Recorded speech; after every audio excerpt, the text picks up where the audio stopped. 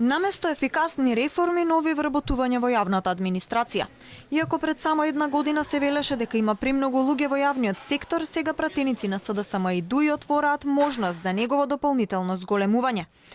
Нема доволно стручен кадар, имаме политизирана администрација, во институциите има несоодветна екипираност, велеше министерот за информатичко општество Дамјан Манчевски пред една година.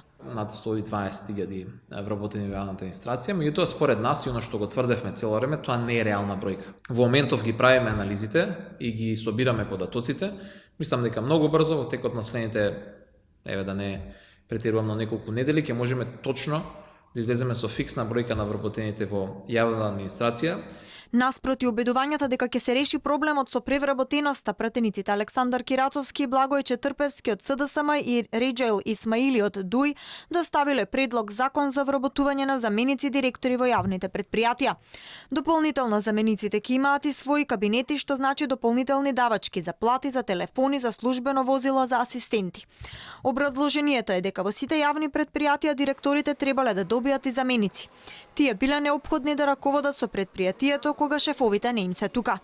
Пред само еден месец ЈОП се предупреди дека јавната администрација има премногу луѓе кои не се на вистинско место. Премалку на вистинското место со вистинска посветеност, знаење и вештини.